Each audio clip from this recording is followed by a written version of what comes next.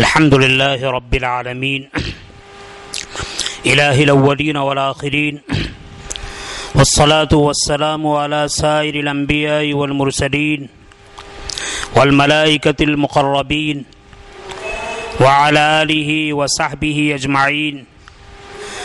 أما بعد فقد قال النبي صلى الله عليه وسلم النكاح من سنتي، وقال عليه الصلاة والسلام أربع من سنن المرسلين الحياء والتعطر والسواك والنكاح. وقال النبي صلى الله عليه وسلم يا معشر الشباب من استطاع منكم الباءة فليتزوج فإنه أغض للبصر وأحسن للفرج ومن لم يستطع فعليه بالصوم فإنه له وجاء كما قال النبي صلی اللہ علیہ وسلم.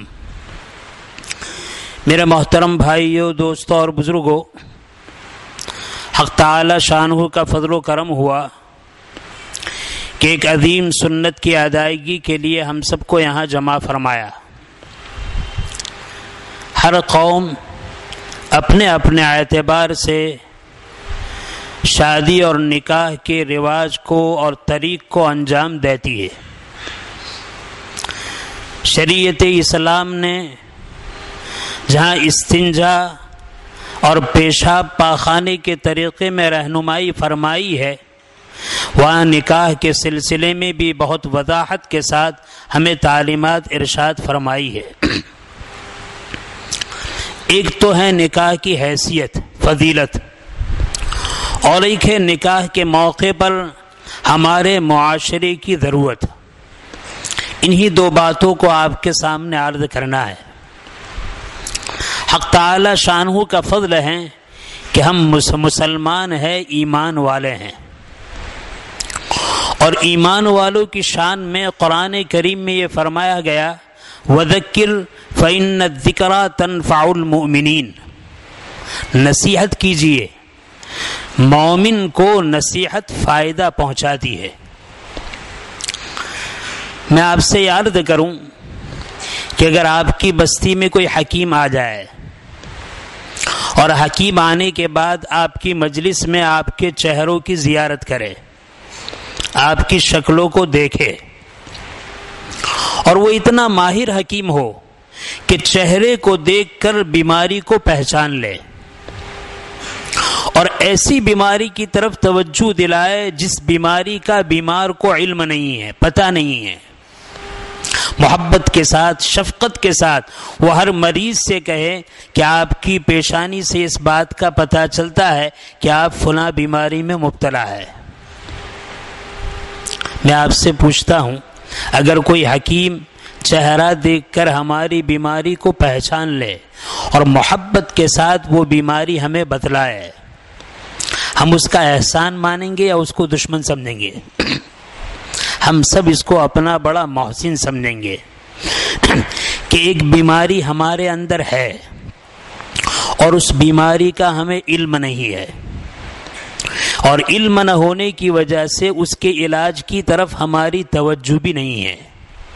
بڑا احسان ہوا اللہ نے کہ اللہ نے ایسے حکیم کو بھیج دیا جس نے بر وقت ہماری بیماری کو پہچانا اور بیماری کو پہچاننے کے بعد پوری خیرخواہی کے ساتھ، ہمدردی کے ساتھ اس بیماری پر ہمیں متوجہ کیا.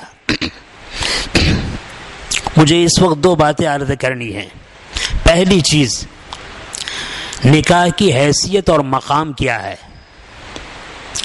کسی چیز کے مقام کو بیان کرنے کے لیے اتنی بات کہہ دینا کافی ہے کہ بھئی فلاں کام فلاں اللہ والے کرتے ہیں.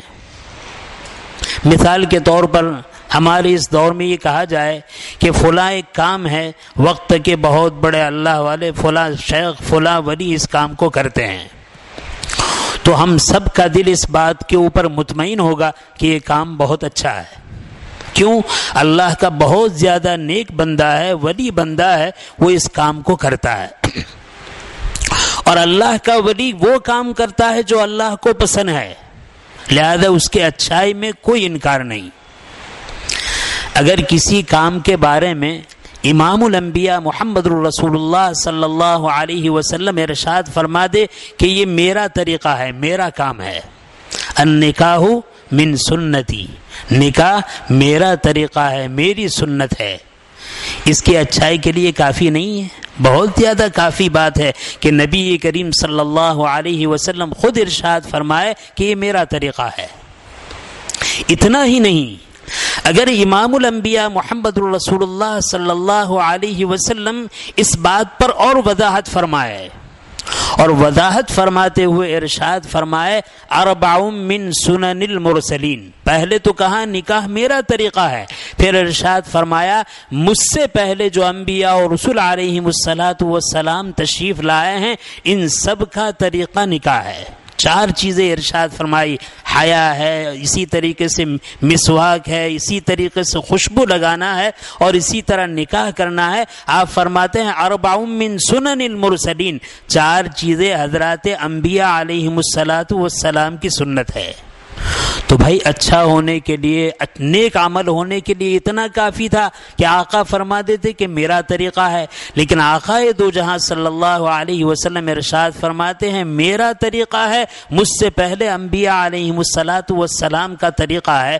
ہر عقل مسلمان کی اس بات کو تسلیم کرے گی کہ اس سے بہتر عمل کوئی ہو نہیں سکتا، اور علماء نے وضاحت کی ہے۔ حضرت آدم علی نبینا علیہ الصلاۃ والسلام سے لے کر امام الانبیاء محمد الرسول اللہ صلی اللہ علیہ وسلم تک جتنے انبیاء دنیا میں تشریف لائے قریباً سبھی نے نکاح فرمایا۔ البتہ 2 نبی کے باب میں ہیں کہ انہوں نے نکاح نہیں فرمایا۔ حضرت زکریہ علیہ الصلاۃ والسلام کے بارے میں فرمایا سیدا وحسورا ونبیا من الصالحین، حضرت یحییٰ کے بارے میں فرمایا سیدا وحسورا ونبیا من الصالحین۔ حسور کا لفظ فرمایا، حسور ایسے آدمی کو کہتے ہیں جس کے اندر نکاح کرنے کی طاقت موجود ہے، لیکن اللہ کی خشیت اتنی غالب ہے کہ وہ اس کی وجہ سے نکاح نہ کرے۔ تو حضرت یحییٰ علیہ الصلاۃ والسلام نے نکاح نہیں فرمایا، اور حضرت عیسیٰ علیہ الصلاۃ والسلام کے باب میں ہے کہ حق تعالی شانہ نے انہیں پیدا فرمایا، اپنی قوم کی طرف مبعوث فرمایا، قوم کے اندر رہے، انہوں نے نکاح نہیں فرمایا۔ لیکن علماء نے عجیب بات لکھی ہے کہ حضرت عیسیٰ علیہ الصلاۃ والسلام کو جب تک دنیا میں رکھنا مقصود تھا، حضرت عیسیٰ علیہ الصلاۃ والسلام دنیا میں رہے، پھر اس کے بعد حق تعالی شانہ نے آسمان پر اٹھایا، اور قیامت تک آسمان پر آپ رہیں گے، ملائکہ کرام کی مقدس جماعت کے ساتھ آسمان پر آپ رہیں گے۔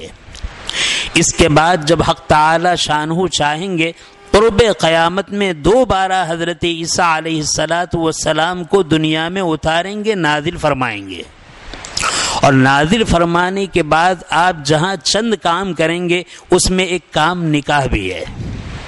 حیثیت دیکھیے نکاح کی، برکت اور فضیلت دیکھیے کہ انبیاء، انسان کو جتنی فضیلت ملتی ہے وہ فضیلت 2 قسم کی ہے، ایک فضیلت وہبی ہے اور ایک فضیلت کسبی ہے۔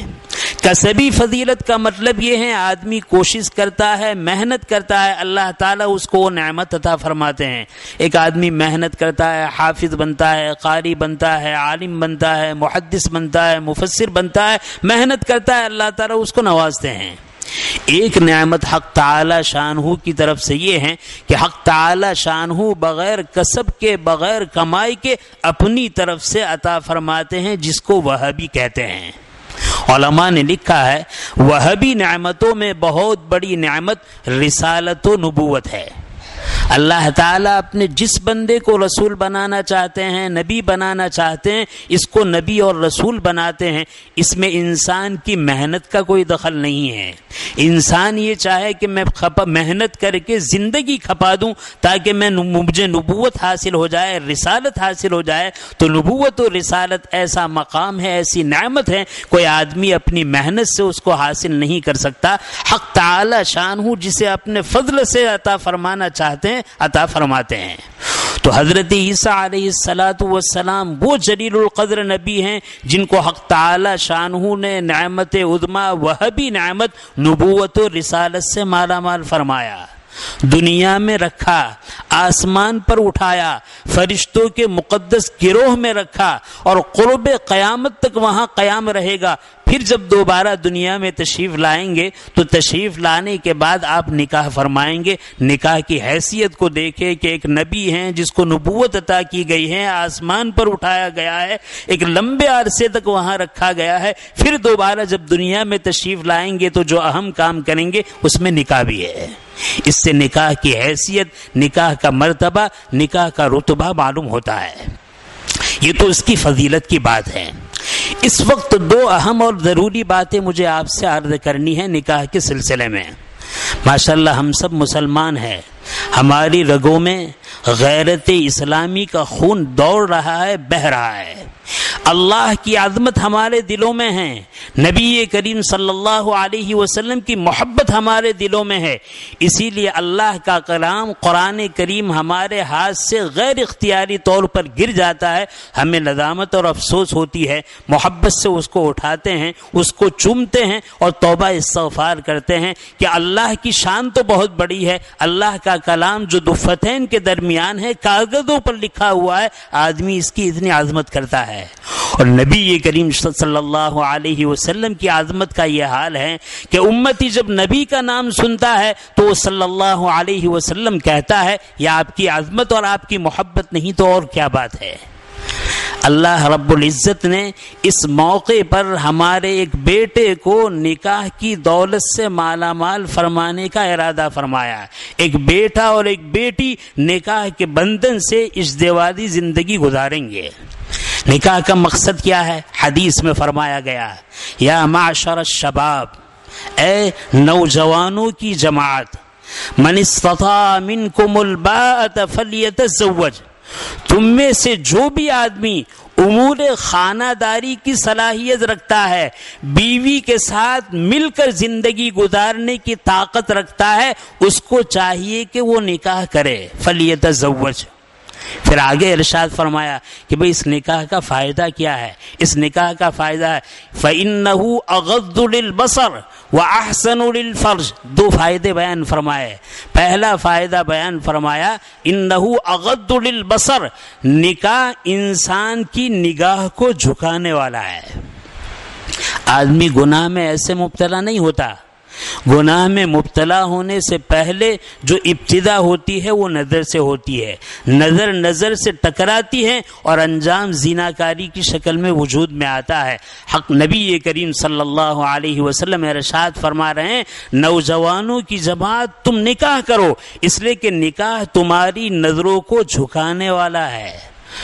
فَإِنَّهُ أَغَضُّ لِلْبَصَرِ وَأَحْسَنُ لِلْفَرْجِ، اور تمہاری شرمگاہوں کی حفاظت کرنے والا ہے۔ میں سارے بھائیوں سے بہت درد دل کے ساتھ عرض کروں گا کہ نکاح کا مقصد، نکاح کا منشا اور نکاح کا مطمع نظر اور نکاح کا خلاصہ نبی کریم صلی اللہ علیہ وسلم نے یہ فرمایا ہے کہ آدمی نکاح کرے تاکہ نکاح کی وجہ سے جو غلط نگاہ اٹھتی ہے وہ نکاح جھکنے والی بن جائے گی، اپنی عورت پر حلال نگاہ اٹھے گی، اس کے علاوہ کسی ماں بہن بہو بیٹی پر حرام نگاہ نہیں اٹھے گی۔ اور جب اپنی عورت پر حلال نگاہ اٹھے گی، حرام نگاہ سے وہ بچے گا، تو احسن للفرج، وہ انسان کی شرمگاہ کی حفاظت کرے گا، انسان کو زیناکاری سے بچائے گا۔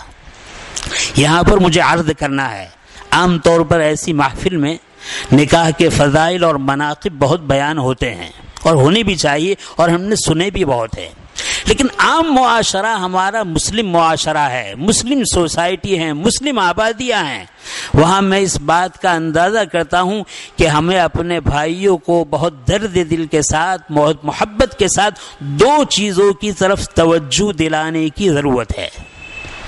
شریعت اسلام پاکیزہ مذہب ہے، شریعت اسلام عفت اور پاک دامنی والا مذہب ہے، شریعت اسلام حیا اور شرم والا مذہب ہے، اور اللہ کے نزدیک سارے مذاہب میں قابل قبول یہی اسلام مذہب ہے۔ ان الدین عند اللہ الاسلام۔ عام طور پر ہماری مسلم سوسائٹیوں میں ایک بات یہ ہوتی ہے کہ شادی کا موقع آتا ہے تو تو شادی کے موقع پر ظاہری چیز ہے، دلہا کے لیے کپڑے تیار کیے جاتے ہیں، دلہن کے لیے کپڑے تیار کیے جاتے ہیں، ان کے رشتہ دار دوست احباب کے لیے تیار کیے جاتے ہیں۔ اللہ نے وسعت دی ہے تو اچھے سے اچھے کپڑوں کا انتظام آدمی کر سکتا ہے۔ لیکن دیکھو ہم مسلمان ہیں، اور مسلمان کا مطلب یہ ہے، مسلمان کا مطلب ہے اسلام کی فرما برداری کرنے والا، اللہ کو رب ماننے والا، محمد الرسول اللہ صلی اللہ علیہ وسلم کو اپنا خیر خواہ، اپنا رہبر اور اپنا رہنما ماننے والا۔ عام طور پر ہوتا یہ ہے، ہماری وہ ماں بہن بہو بیٹیاں جو ہمارے گھروں میں ہیں، الحمدللہ شرم و حیا والے ماحول میں پیدا ہوئی ہیں، شرم و حیا والے ماحول میں بڑی ہوئی ہیں۔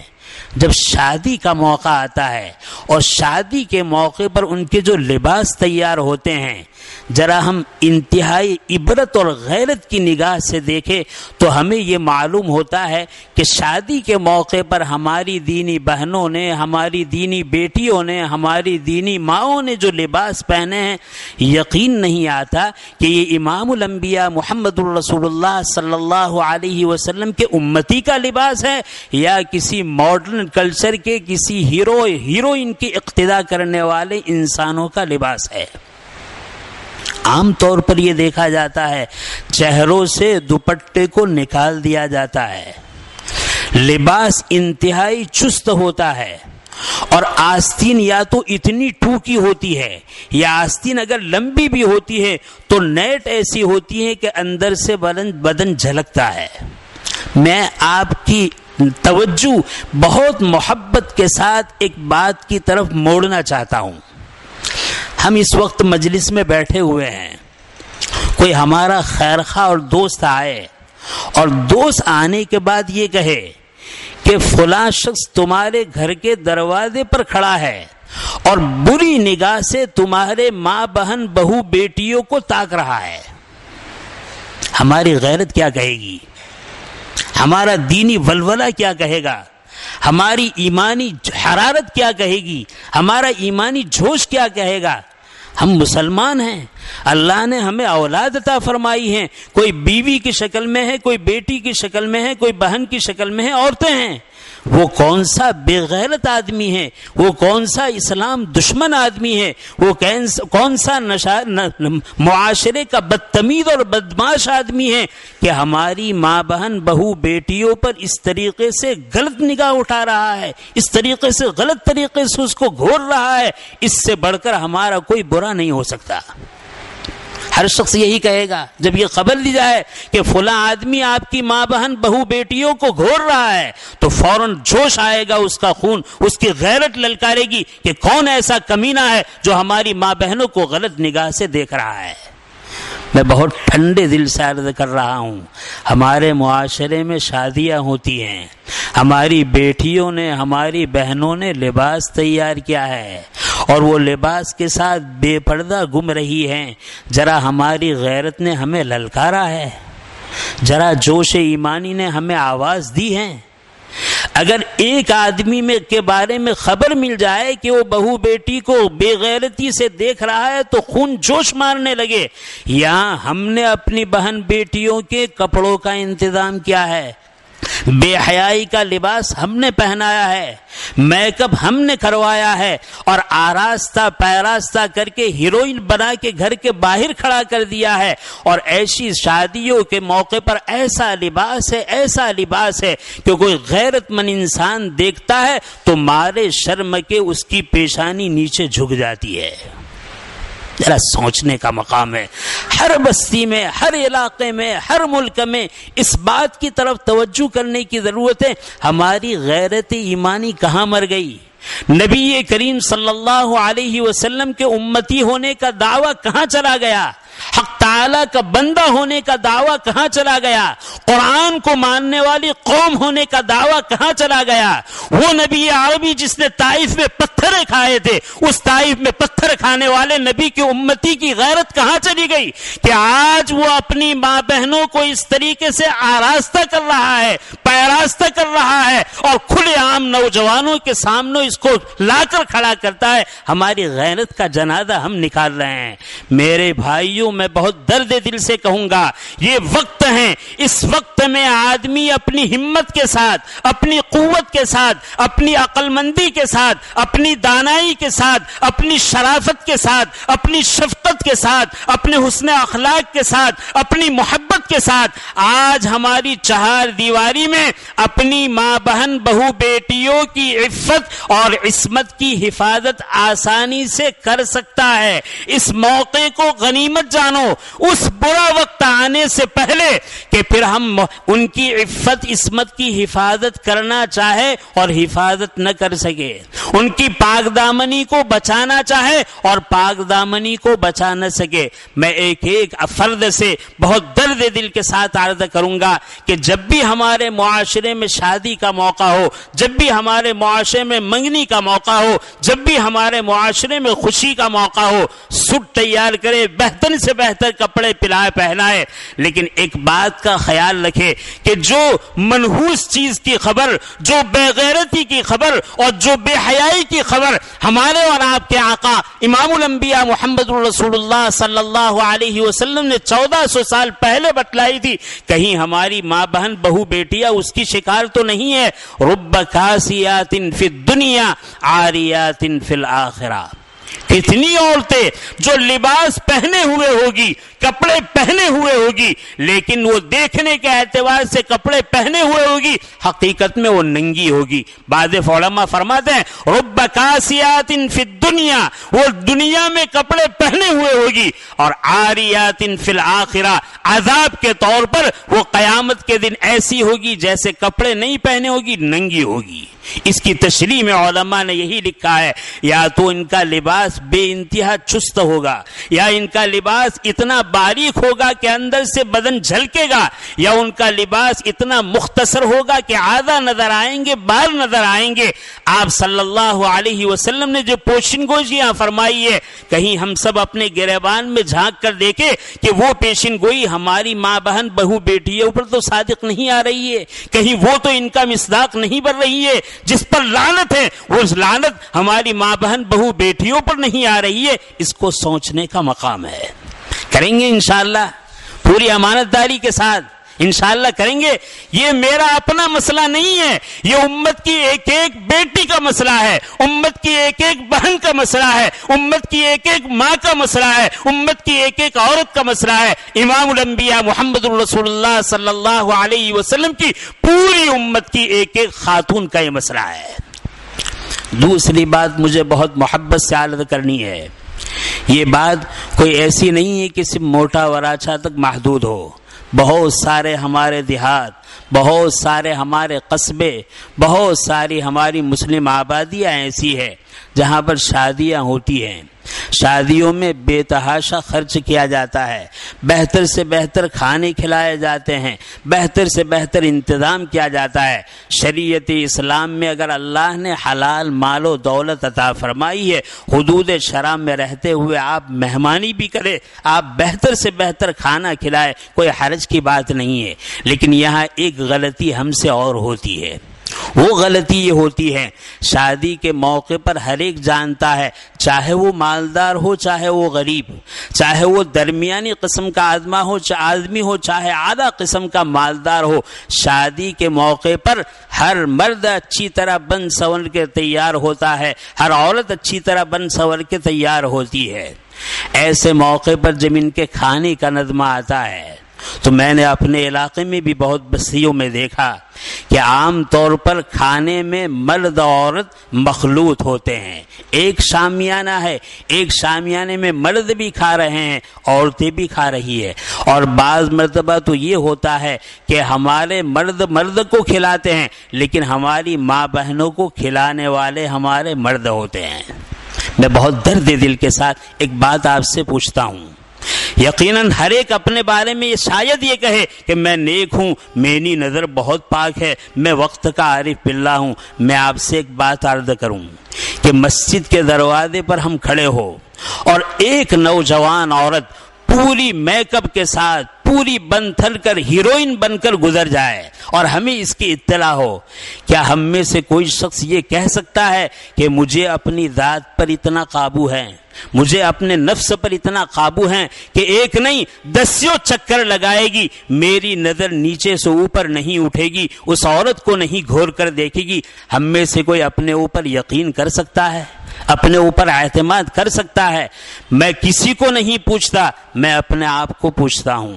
تو میرا نفس بھی یہی کہتا ہے کہ اس دور میں اگر تنہائی کا موقع ہو، عورت بن تھن کر جا رہی ہو، ہیروئن کی شکل اختیار کی ہو، بیوٹی پارلر سے تیار ہو کر آئی ہو اور وہ سامنے سے گزرے اور مجھے پتہ بھی ہو کہ مجھے کوئی دیکھنے والا نہیں ہے اور یہ عورت بن تھن کر گزر رہی ہے، تو میں کبھی بھی اپنی ذات پر، اپنی نظر پر، اپنے نفس پر قابو نہیں پا سکوں گا، اور ایک نہیں 10 مرتبہ اس کو دیکھوں گا، اور دیکھوں گا ہی نہیں، گھور کر دیکھوں گا۔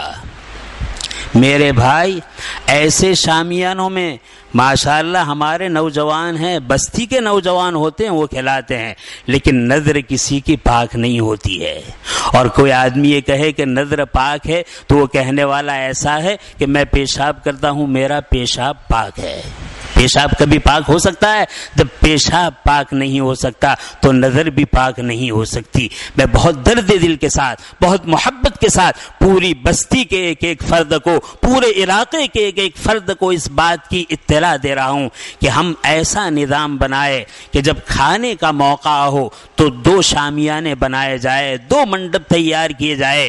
ایک منڈپ ہمارے مردوں کے لیے ہے جو اوپر سے لگا ہوا ہو اور چاروں طرف سے کھلا ہوا ہو، اور دوسرا شامیانہ اور دوسرا منڈپ ایسا ہو جو اوپر سے بھی بن ہو اور چاروں طرف سے بھی پردے لگے ہو۔ میرے بھائیو دوستو، ان پردوں کے درمیان جو کھانا کھا رہی ہے وہ کھانا کھانے والی کون عورتیں ہیں؟ وہ کھانا کھانے والی نبی کریم صلی اللہ علیہ وسلم کی زوجہ مطہرہ حضرت خدیجۃ الکبریٰ کی روحانی اولاد ہے۔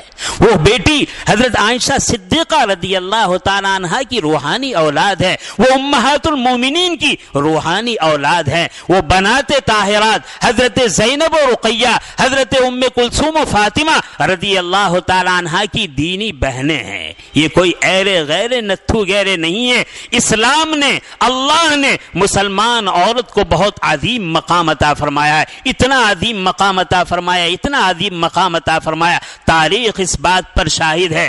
حق تعالی شانہ نے اپنے نبی کو نبوت عطا فرمائی تو اس نبوت کی تصدیق کے لیے، اس نبوت کی سچائی کو بیان کرنے کے لیے پورے روئے زمین پر اللہ نے جس ذات کا انتخاب کیا ہے وہ کوئی مرد نہیں تھا، وہ عورت تھی، حضرت خدیجہ رضی اللہ تعالیٰ عنہ، جس عورت نے سب سے پہلے نبی کریم صلی اللہ علیہ وسلم کی نبوت کی صداقت کا اعتراف اور اعلان کیا ہے۔ میرے بھائیوں، میرے دوستوں، میرے بزرگوں، میری ماؤں بہنوں، ہمارے شامیانے میں جو بیٹیاں ہیں وہ ہماری قوم کی بیٹیاں ہیں، وہ ہماری بہنیں ہیں، وہ ہماری عورتیں ہیں، وہ ہماری مستورات ہیں، وہ ہمارے مسلم معاشرے کی خاتون ہے۔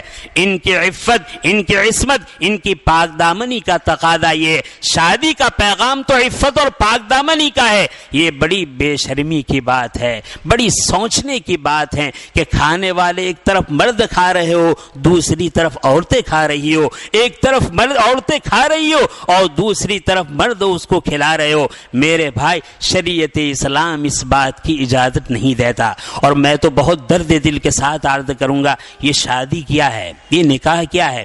یہ شادی اور نکاح کی تقریب، یہ میاں بیوی کے حلال طریقے پر ملنے کا پہلا دن ہے، گویا کہ ازدواجی زندگی کا فاؤنڈیشن اور بنیاد ہے۔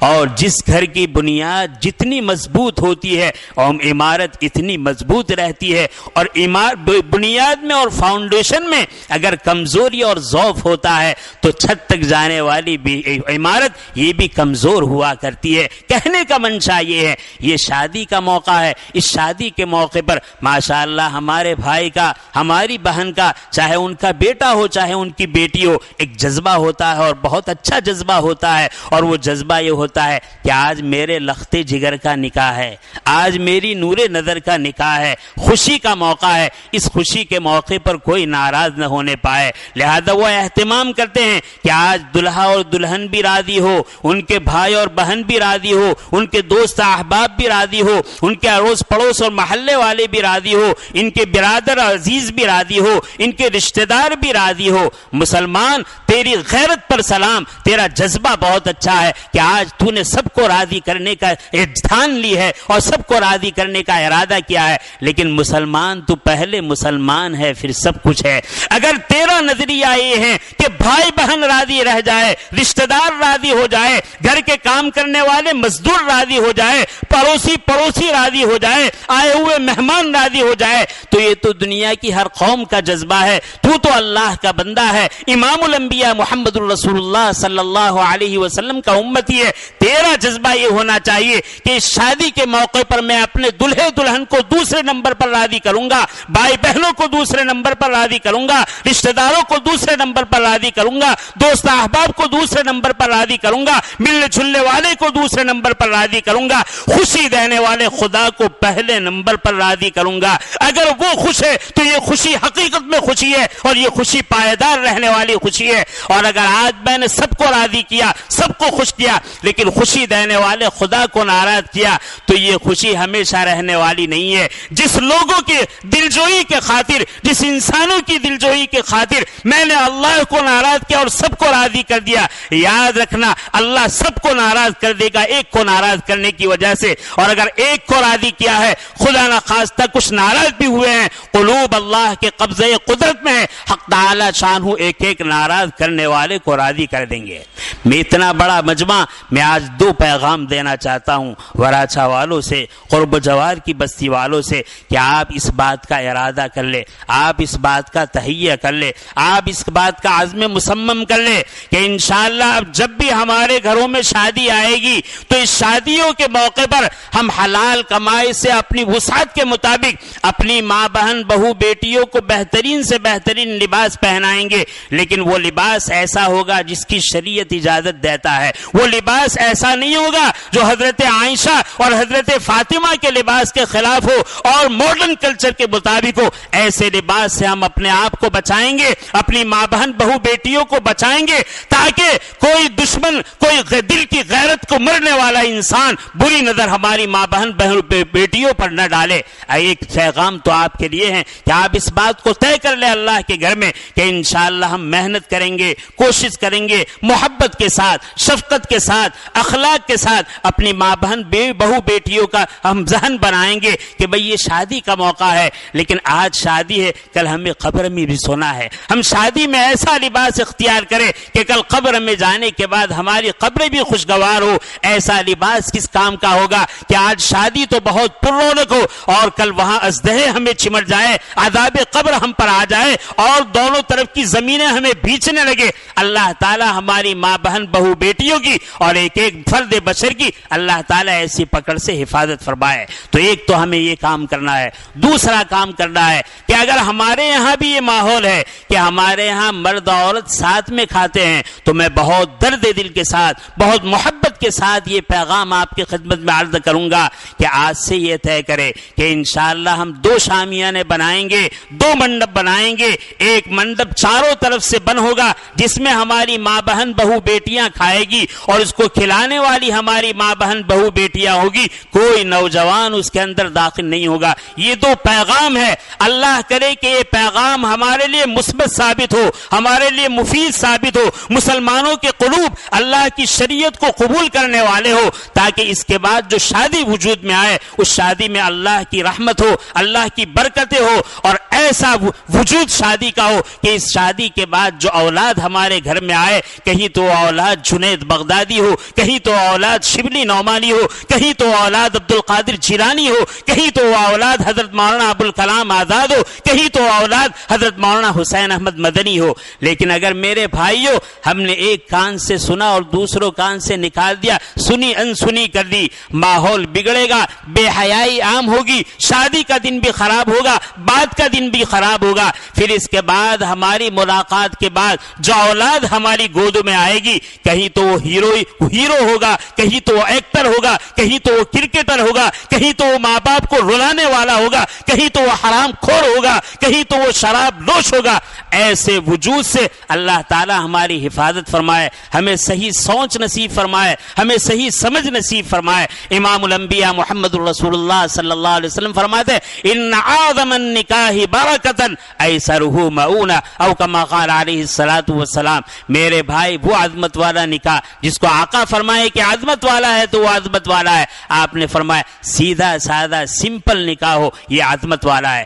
حضرت مولانا عمر صاحب پالنپوری نور اللہ مرقدہ کا ایک قول ارشاد نقل کر کے آپ اپنی بات کو ختم کرتا ہوں.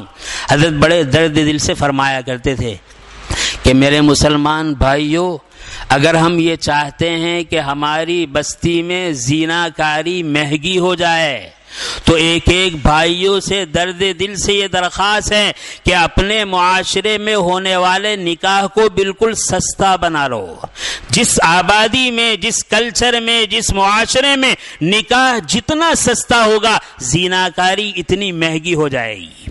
اور حضرت فرمایا کرتے تھے جس معاشرے میں نکاح جتنا مہنگا ہوگا زیناکاری اتنی سستی ہو جائے گی. میرے بھائی یہ ایسے اختیاری کام ہے جس پر اللہ نے ہمیں قدرت دی ہے، اور میں پھر عرض کروں گا اللہ نے اب بھی موقع دیا ہے اس کام کو کرنے کا. اس وقت کو غنیمت سمجھے، اس کام کو کرنے کے لیے ارادہ کرے، اللہ سے مدد مانگے، تیار ہو جائے اس سے پہلے کہ وہ برا وقت آ جائے. پھر ہم کوشش کریں اور ہماری کوشش کارآمد نہ ہو، پھر ہم سعی کریں اور ہماری سعی سے کوئی نتیجہ حاصل نہ ہو، پھر ہم محنت کریں اور ہماری محنت بیکار ہو جائے. اس سے پہلے اللہ تعالی ہمارے ایک ایک بھائی کو، ہماری ایک ایک ماں بہنوں کو وہ غیرت ایمانی نصیب فرمائے کہ زندگی گزارنے کے ہر شعبے میں نبی کریم صلی اللہ علیہ وسلم نے امت مرحومہ کو، امت مسلمہ کو جو طور و طریق عطا فرمایا ہے، اللہ اپنے ہر بندوں کو زندگی کے ہر شعبے میں اتارنے کی توفیق نصیب فرمائے.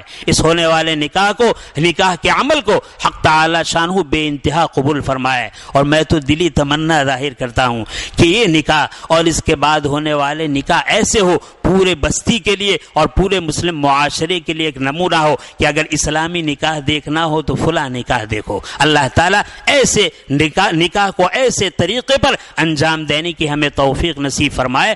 آمین وآخر الدعوانا الحمدللہ رب العالمین. بسم اللہ. الحمد لله رب العالمين عدد خلقه ورضا نفسه وزنة عرشه ومداد كلماته. اللهم لا أحصي ثناء عليك أنت كما أثنيت على نفسك. اللهم صل على سيدنا ومولانا محمد وعلى آل سيدنا ومولانا محمد صلاة تنجنا بها من جميع الأحوال والآفات وتقضي لنا بها جميع الحاجات وتطهرنا بها من جميع السيئات وترفعنا بها عندك على الدرجات وتبلغنا بها أقصى الغايات من جميع الخيرات في الحياة وبعد الممات إنك على كل شيء قدير. ربنا آتنا في الدنيا حسنة وفي الآخرة حسنة وقنا عذاب النار. ربنا لا تزغ قلوبنا بعد إذ هديتنا وهب لنا من لدنك رحمة إنك أنت الوهاب. ربنا هب لنا من أزواجنا وذرياتنا قرة أعين واجعلنا للمتقين إماما. رب هب لي من لدنك ذرية طيبة. رب هب لي من الصالحين. اللهم ألف بينهما كما ألفت بين محمد صلى الله عليه وسلم وخديجة الكبرى وعائشة الصديقة رضي الله تعالى عنهما، وألف بينهما كما ألفت بين أبي العاص بن ربيع وزينب رضي الله تعالى عنهما، وألف بينهما كما ألفت بين علي وفاطمة رضي الله تعالى عنهما، وألف بينهما كما ألفت بين أبي سلمة وأم سلمة رضي الله تعالى عنهما، وألف بينهما كما ألفت بين عبادك الصالحين وأزواجهم الصالحات.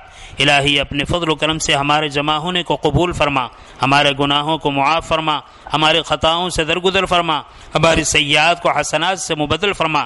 الہ العالمین اس عمل نکاح کو بے انتہا قبول فرما، طرفین میں محبت اور مودت نصیب فرما، نکاح کے بعد کی حقیقی مسرتوں سے مالا مال فرما، اس دیوازی خوشگوار زندگی عطا فرما، دونوں کو ایک دوسرے کے حقوق پہچان کر ادا کرنے کی قوت اور توفیق عطا فرما، آپس کی حق تلفیوں سے پورے حفاظت فرما، نا اتفاقی اور ناچاقی سے حفاظت فرما.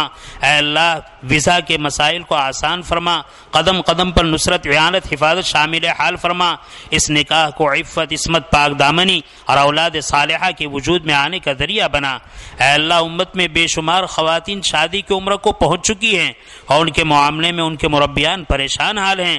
اے اللہ، ہر ایک کی پریشانیوں کو دور فرما دیجئے اور بہتر سے بہتر جوڑے عطا فرما دیجئے۔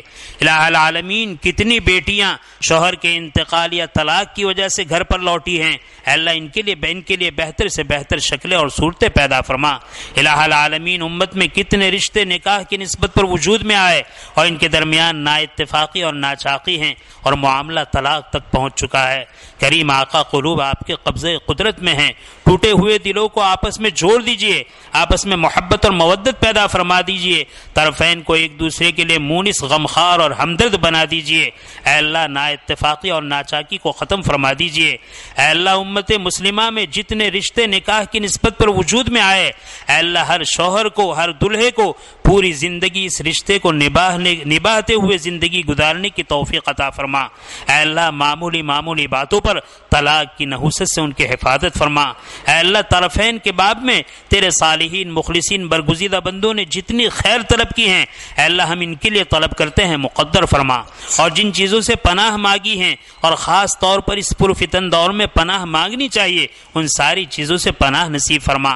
اے اللہ، اس رشتے کی حاسدین کے حسد سے، اشرار کے شرور سے، ریشہ دوانوں کی ریشہ دوانی سے اور بدخواہوں کی بدخواہی سے پورے حفاظت فرما۔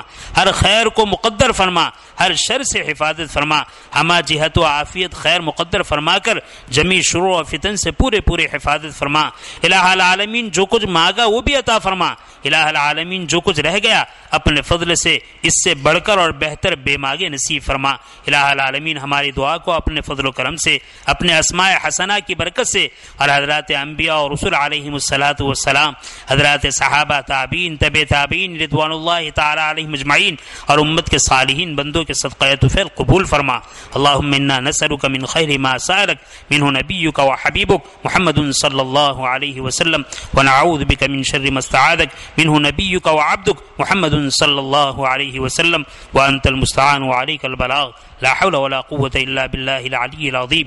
ربنا تقبل منا انك انت السمیع العلیم وتب علينا انك انت التواب الرحیم، وصلی اللہ تعالی علی خیر خلقہ سیدنا و مولانا محمد وآلہ وصحبہ اجمعین، آمین برحمتک یا ارحم الراحمین۔